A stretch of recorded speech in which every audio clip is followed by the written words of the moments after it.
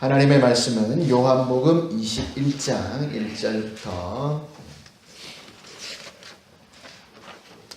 4절 말씀까지, 요한복음 21장 1절에서 4절 말씀까지입니다.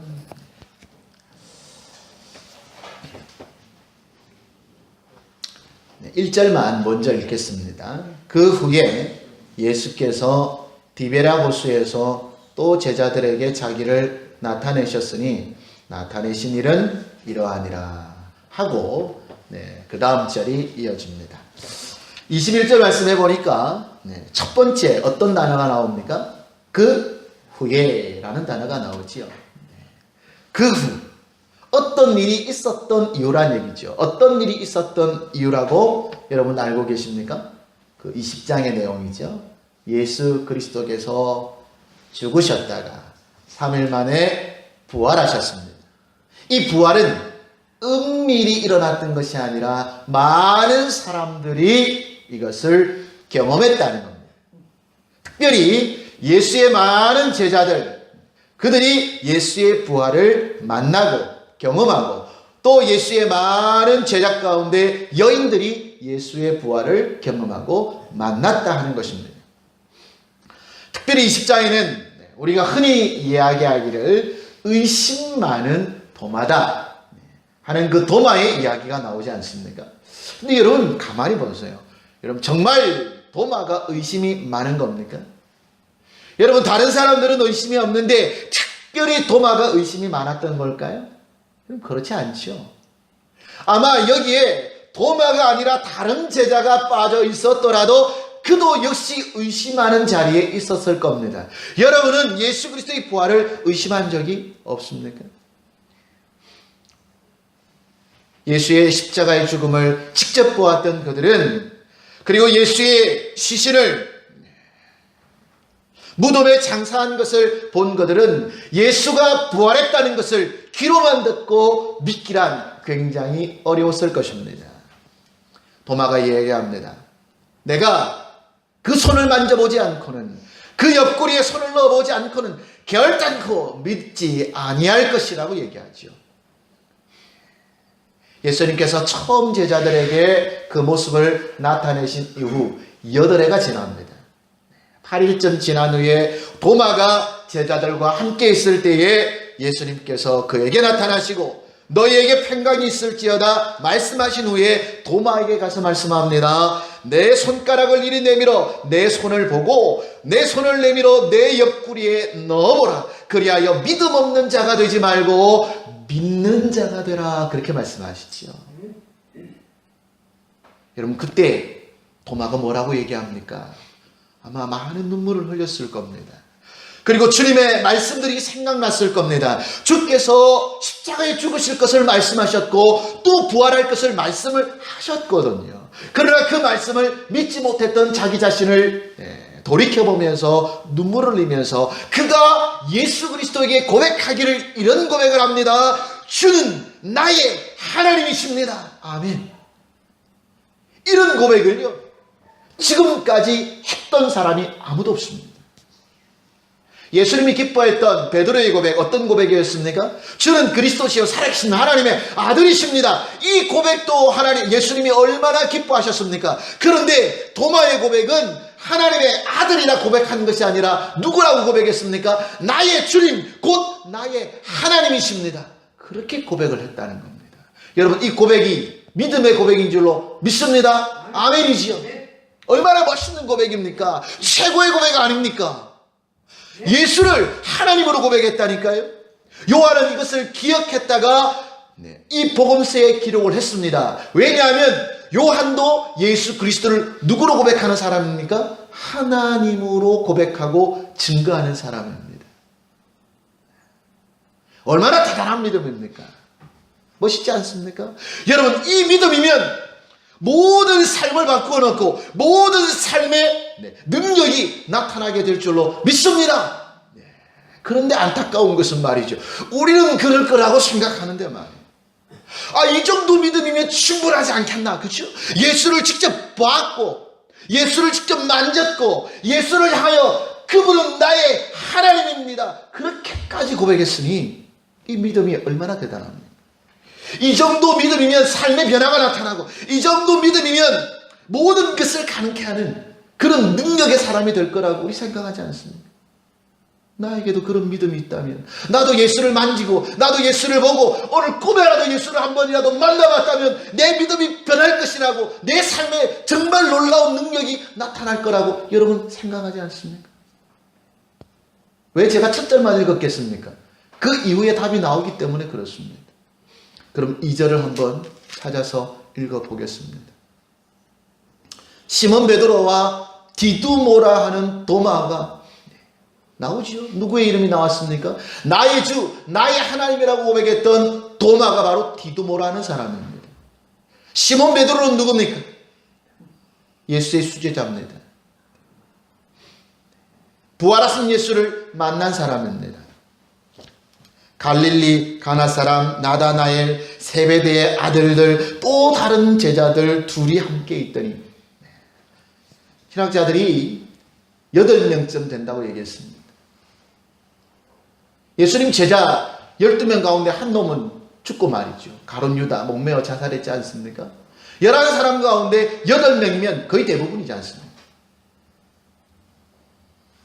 3절 말씀에 뭐라고 얘기했습니까? 시몬 베드로가 나는 물고기를 잡으러 가노라 하니 그들이는 누구예요? 7명의 제자들이겠지요? 우리도 함께 가겠다 하고 나가서 배에 올랐다 그랬습니다.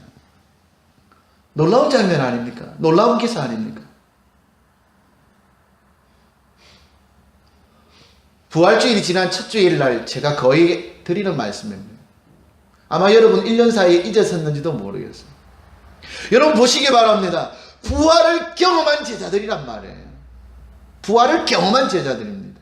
부활을 경험하지 못했다면 얼마든지 이해될 수 있는 상황입니다. 왜? 다 실패하고 다 잃어버렸으니까요.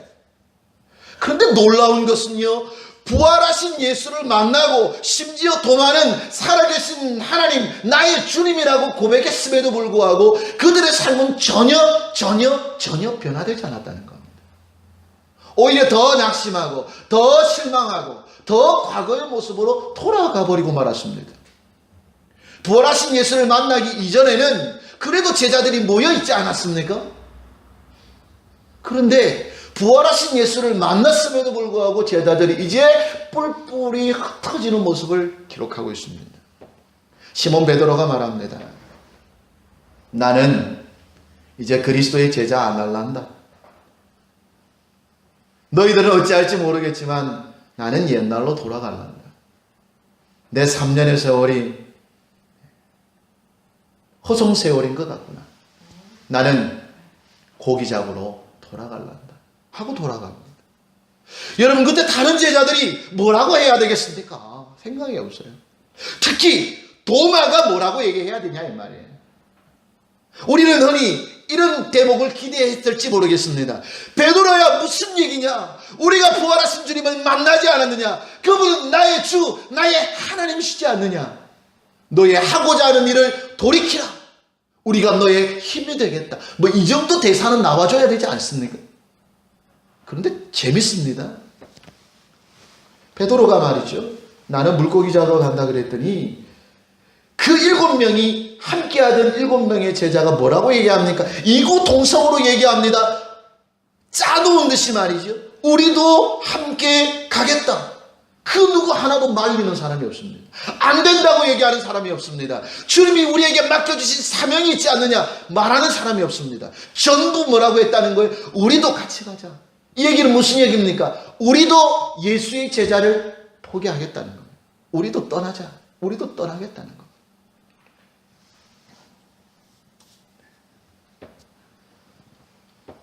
그리고 갈릴리 호수에 가서 옛날처럼 봉인을 던졌는데요. 참 재미있는 일이 일어났습니다. 뭐 3년 정도 고기 안 잡았다고 해서 뭐 그 고기 실력 잡는 실력이 어디 가겠어요? 그런데 희한합니다. 그게 어부들이 제법 있었거든요. 그물을 던졌는데 고기를 잡았어요? 못 잡았어요? 한 마리도 못 잡았습니다. 여러분 이것이 하나님의 역사인 줄로 믿으시길 바랍니다. 왜 성경은 우리에게 심령이 가난한 자가 복되다 이렇게 말씀하시냐 이 말이에요. 여러분 만약에 이들이 예수를 버리고 고기를 잡으러 갔는데 그날 밤에 많은 고기를 잡았더라 그랬으면 여러분 다시금 사명으로 돌아왔을까요? 절대 그러지 않았을 겁니다. 예수를 떠났음에도 그의 삶에 아무런 문제가 일어나지 않고 예수를 떠났는데도 그의 삶에 세상의 복이 넘친다면 여러분 절대로 축복이 아닌 것을 기억하는 지혜가 있으시기를 주님의 이름으로 축원합니다. 예수를 떠나는 순간 무언가 일이 일어나야 된단 말이에요. 그죠? 그것이 하나님이 누구를 예수를 떠난 자를 그래도 사랑하고 계신다는 것을 깨닫는 지혜가 있으시기를 주님의 이름으로 축원합니다. 예수를 떠났는데 아무 일도 일어나지 않아요. 예수를 떠났는데, 교회를 떠났는데, 사명을 떠났는데, 기도의 자리를 떠났는데 일이 다 잘 돼. 전에보다 더 잘 돼. 더 잘 돼. 여러분 이게 축복입니까?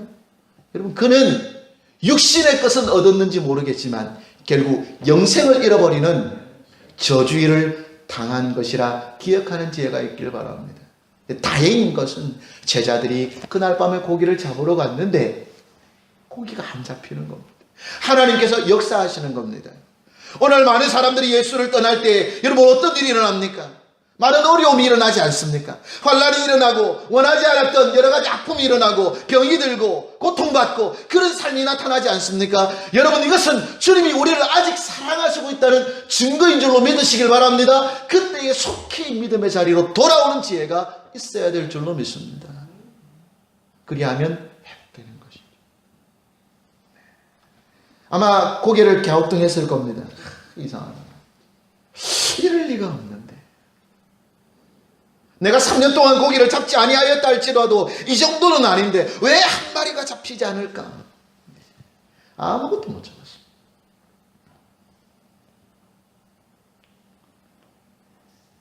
날이 새어갈 때에 예수께서 바닷가에 서 계셨습니다. 그런데 제자들이 예수님인 줄 몰라봤다고 기록하고 있죠. 여러분 왜 예수님인지 몰라봤을까요?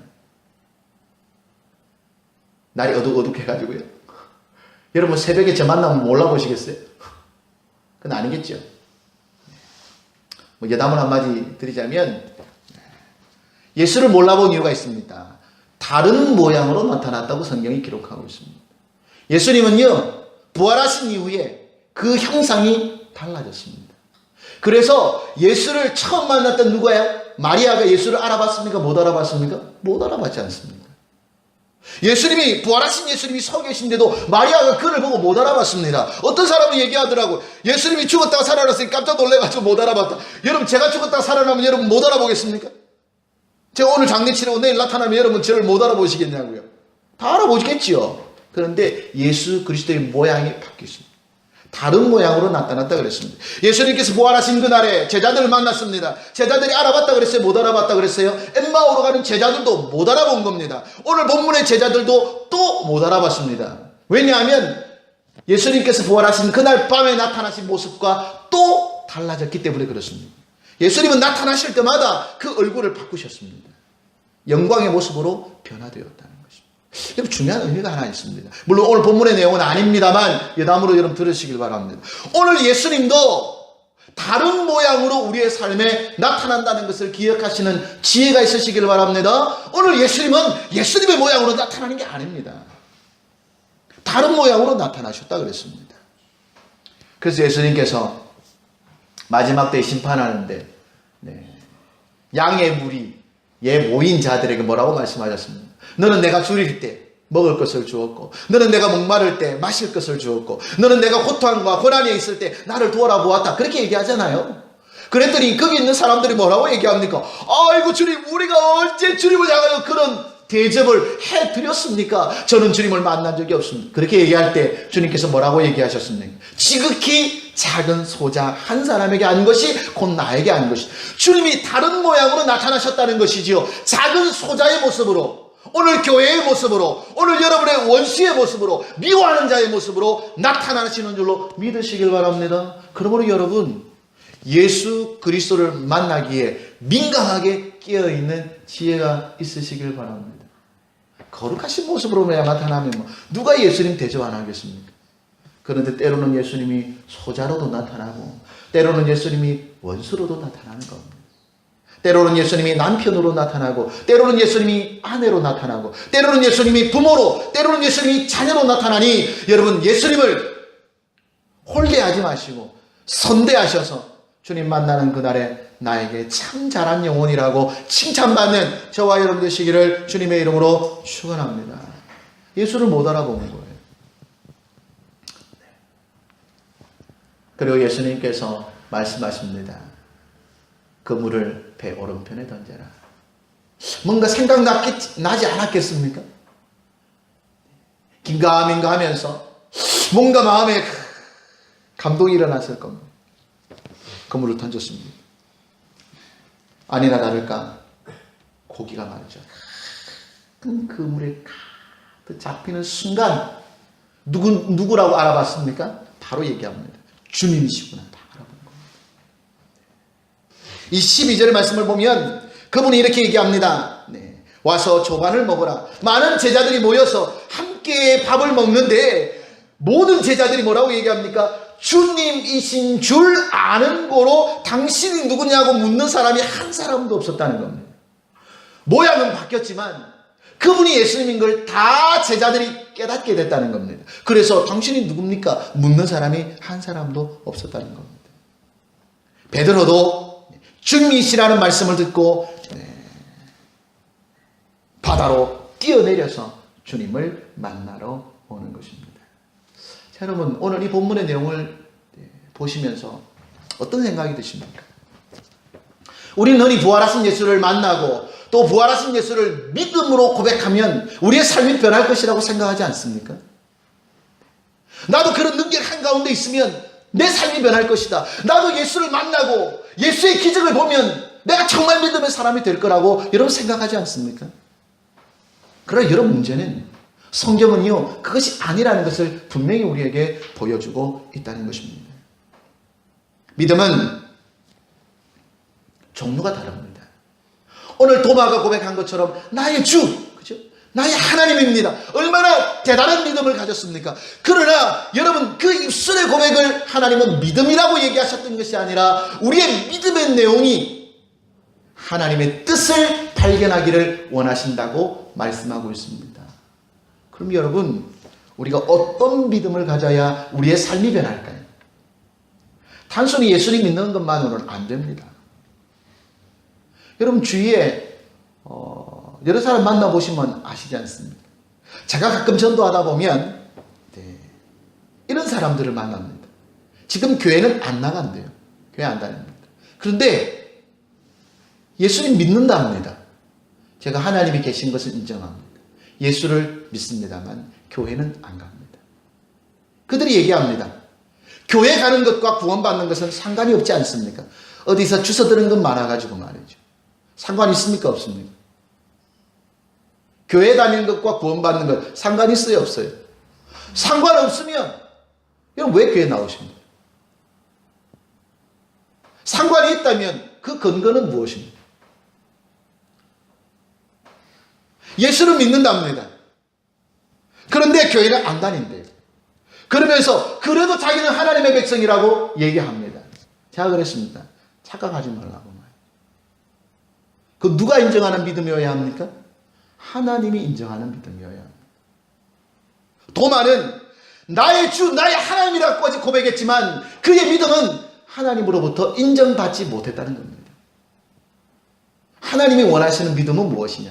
히브리서 11장에 기록하고 있죠. 뭐라고 얘기했습니까?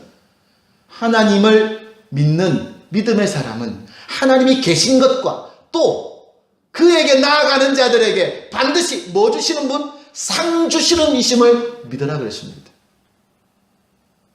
우리의 구 목적은 구원에 있는 것이 아니라 어디에 있다는 거예요? 구원 넘어서 있는 하늘나라의 상급과 그 소망입니다. 아멘. 하늘나라를 소망하고 천국을 소망하는 자는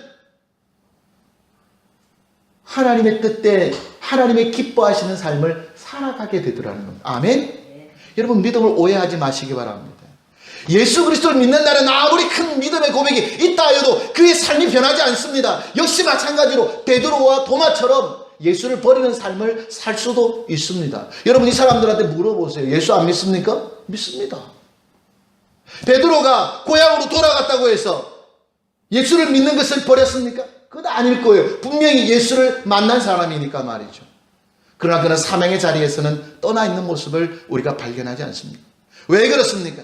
베드로는 지금까지 그 믿음의 목적이 하나님의 뜻과는 달랐다는 것입니다. 이후에 제자는 여러분 아시는 내용처럼 예수를 사랑하게 되죠. 아멘입니까? 그전에는 예수를 믿는 믿음이 자기 자신을 위한 것이었는데 이후에는 예수 그리스도의 사랑을 깨닫고 경험하면서 이제는 하나님이 나를 사랑하는 것이 아니라 내가 하나님을 사랑하는 자가 되어 그의 삶이 변화해지게 되었던 것입니다. 여러분, 이것은 연애 감정과 똑같습니다. 두 사람이 연애하는데 누가 더 사랑하는 겁니까? 보면 압니까 모릅니까? 우린 대번 압니다. 아이고 저 사람 진짜 사랑하는가 보다. 금방 압니다. 왜?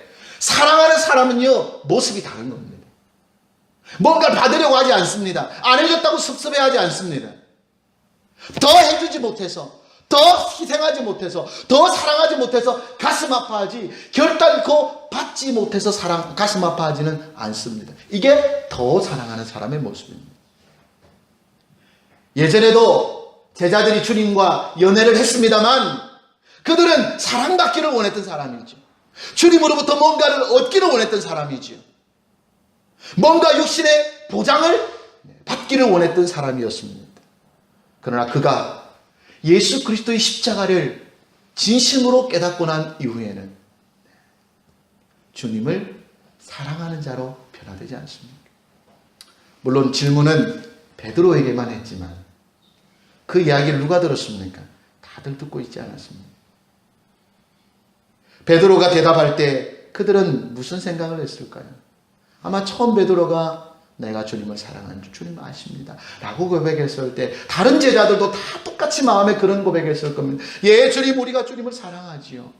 예수님께서 또 물으시지 않습니까? 그때도 또 제자들은 대답했을 겁니다. 예, 주님, 우리가 주님을 사랑합니다. 예수님께서 마지막으로 세 번째 물으시지 않습니까? 너희들이 나를 사랑하느냐? 그때 제자들은 깊은 깨달음을 갖게 됩니다. 우리가 주님을 사랑한 게 아니었구나. 우리가 주님을 사랑한다고 착각하고 있었구나.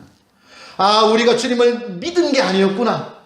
우리가 주님을 믿는다고 착각하고 있었구나 하는 것을 깨닫게 됩니다. 그리고 주님의 사랑을 깊이 경험하고 그 순간 어떤 마음이 생깁니까? 여러분, 첫사랑이 회복된 것이죠. 연애의 감정이 생긴 겁니다. 주님을 사랑하는 마음이 생긴 겁니다. 여러분, 자녀를 처음 낳았을 때 얼마나 그 사랑스러웠습니까? 그 마음이 생긴 것이죠. 부모는요 유일하게 자녀를 위해서 죽을 수 있는 존재예요. 그렇죠? 제가 말로는 늘 우리 애들 물에 빠지면 내가 건지로 안 간다는 얘기 자주 합니다. 야, 이 자식들아, 너 물에 빠지지 마라. 물에 빠지면 아빠 수영 못하니까 절대 안 들어간다. 왜? 아빠는 수영 못하니까. 말로는 내가 그렇게 해도 실제로 쟤들 물에 빠지면 제가 안 들어가겠어요? 물론 다른 사람은 안 들어가겠죠. 너무 자식이 빠지면 119에 신고하겠죠. 그러나 아마 제 자식이 빠지면 저도 모르는 순간 물속에 들어가 있는 제 모습을 발견할 수도 있을 겁니다. 여러분, 그게 누굽니까? 그게 부모 아니겠습니까? 아마 부모이신 분들은 다 제 마음에 공감하실 거예요. 그런 마음이 하나님의 마음입니다. 아멘. 이제 제자들이 주님을 사랑하기 시작합니다. 이제는 믿는다는 고백이 아닙니다. 제자들의 고백은 내가 예수를 믿습니다가 아니라 이제는 예수를 사랑합니다가 그의 삶을 사로잡게 된 것이죠. 그리고 난 이후에 여러분의 삶은 너무나도 잘 아실 겁니다. 사도행전을 보면 어떤 삶을 제자들이 살아갑니까? 이제는 주님을 위하여 그 생명을 기꺼이 내어주는 삶을 살아요. 그전에는 주님으로부터 뭐 한 푼이라도 좀 끌어내려고 말이죠. 주님으로부터 뭐라도 좀 얻어내려고 말이죠. 주님으로부터 고침받는 것만 좋아하고 평안을 얻는 것만 좋아했는데 이제는 그런 삶이 아닙니다. 주님을 사랑하니까 이제는 주님이 나를 사랑하지 않아도 상관없는 거예요. 내가 주님을 사랑하는 거죠. 주님을 위하여 희생하고 섬기고 심지어 그 생명을 내어주는 일에 그 삶을 드렸습니다.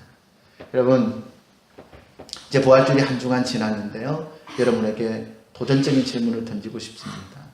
여러분은 어떤 사람입니까? 여러분, 아무리 우리가 도마처럼 하나님을 향해서, 예수님을 향해서 나의 주님, 나의 하나님이라고 고백해도 우리의 삶은 변화되지 않습니다. 오늘 우리가 원하는 삶이 무엇인지를 다시 한번 기억하면서 우리 믿음의 모습, 우리가 주님을 사랑하는 우리의 삶의 모습을 되돌아보시는 오늘 복된 시간 되시기를 주님의 이름으로 축원합니다. 하나님 아버지,